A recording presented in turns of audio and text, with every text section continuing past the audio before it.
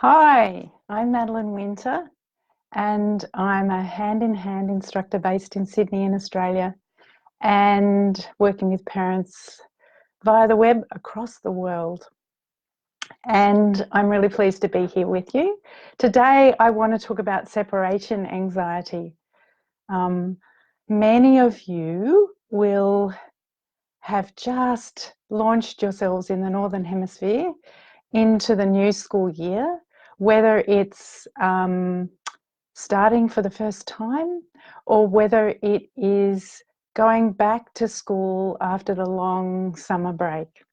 And most of you will not have trouble identifying separation anxiety. It's the big cry and deep upset that often happens when we try to leave our children at school or at preschool or leave them anywhere sometimes. Separation anxiety, though, can show up in a number of different ways. Having a big upset about you leaving is one of them, but it's quite common for children's difficulties around sleep, either getting to sleep or staying asleep, to be actually about big fears about separating from you. Children experience sleep as a separation.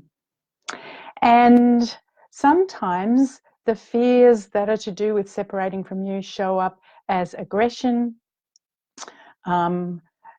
as hitting or biting in some circumstances, or might show up as withdrawal, on the other hand, a child who's really shy and timid. So separation anxieties are sort of in the category of what we would call an emotional project here at Hand in Hand. It's something your child will probably keep coming back to, and it's something which you really want to have a sense of all of the listening tools and of how they work together in order to tackle it. But I love working with parents around the issue of separation because it's not a difficult thing to work on. I mean, really, you just need to propose a separation, and if your children have got feelings hanging around about that, that's often all you need to do to get to it. The challenge, I think, is to plan it rather than get hijacked by it. So the other thing to say is that, anxieties around separation there's nothing wrong with you. If your child's upset about leaving you, there's nothing wrong with them. It's a major project in a child's development. There'll be periods where they're stretching out and moving into unfamiliar territory, and they'll be feeling the feelings that they have about being separate from you. And there'll be other times when things are consolidated and going easily and they have their confidence, and separation anxieties will back off. But then you might find that they crop up again, and that will be about your child sort of reaching out again to the edges of where they feel confident, or some big transition in your family or something going on, and the fears that are still sort of sitting there are there to be felt. So it's normal, and it's something you can plan to tackle. The thing that I think is really important to understand about working with children around separation is that it's effectively a limit setting exercise. It's like they want you to stay and you have to go. That's a limit. And when we bring limits with young ones, actually it probably happens with anyone, but when we bring limits, what happens is that the feelings that were driving the off-track behaviour, like the thing that you're bringing a limit around, those feelings often will erupt. So they're interrupted, so you lean in and stop your child from hitting his sister. You gently say, "No, sweetheart, the blue sippy cup will have to do." So whether it's, an urgent issue of safety or a small pretext, and I'll talk a little bit about pretexts in a minute, but a small pretext for big feelings, when you bring the limit, what often will happen is your child will have an upset.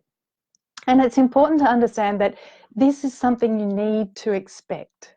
So, you know, faced with the prospect of you leaving, the limit of you leaving and being away from you, your child is going to have an upset. And you can plan for that and expect it. And you can organise to try out some separations at times when you have time to actually listen to your child. So that's the thing I suggest, is that you think about a time when you actually don't have to leave, when you're not going to be under pressure to get out the door, and when you can connect with your child. Special time's a fantastic way to do that. And then you can propose to leave and see where you can get to a point where your child really has to face the fact that you're going to leave. And if there's some feelings roaming around there, some feelings in their backpack, then those might erupt. And because you don't actually have to leave, or you've left yourself enough time, you've left early and you're in the car park at the preschool, and you can say, sweetheart, we need to go in now. And, you know, then there's an upset. But because you've got time, you can actually listen to your child for as long as you have. And every little bit of listening that you do will make a difference. It's like it's a bucket and you're draining the bucket. And that's what will get you both to the point where your child's able to know that you're going to come back and be able to participate in what the interesting things there are to do while you're away. If they're carrying a big load of feelings, often young ones won't be able to do that. They won't be able to really pull their attention off the fact that you're going to leave or that you have left, and just get on and enjoy themselves. So basically, separations are normal. They show up in all sorts of different ways. We need to treat them as a limit-setting exercise, which means that we need to understand that children will have feelings about us leaving, and that our job is to listen to them about those feelings. One of the things to understand is that that goes better when there's plenty of connection in our relationship. So I like to think of our relationship as a bank account, and the currency of that bank account is connection. So in any bank account, what you want is credit. And connection is the credit that will have things go smoothly. Connection's the thing that smooths the wheels of family life. And when you bring a limit, often what happens is you use up those connection credits. So if you're in a period of transition, if you're starting back at school and they've felt really connected to you, it's quite likely that some big feelings might pop up for them, even though I remember my daughter heading back to preschool in the second year of her preschool, and she loved that preschool and she loved the people there, but she was so upset about having to go. And I think it was just the connection that had built over the summer, and then there was the safety for her to feel feelings about separating from me. It helped me listen to her, that I knew she was going somewhere that she really wanted to be and that she enjoyed spending time there. It made it easier for me to tell that, you know, my darling daughter was just a little sad about leaving me after the summer. So we have a relationship bank balance, and we need to keep the connection credits up. And when we're bringing a limit, it uses up those connection credits. And we don't really want to go into the red when we're finding ourselves having to bring a lot of limits and we don't seem to be getting to the upset that we sort of have a hunch is underneath there. That's often a sign that there just isn't enough connection at the moment for that process to go smoothly, for your child to feel the emotional safety that means they can release their hard feelings so that they can get on and enjoy their day. And what did I want to say about that? So special time is an incredibly efficient way to build connection credit. So you can do some special time at the beginning of the day, and you can do some special time when they come back to reconnect.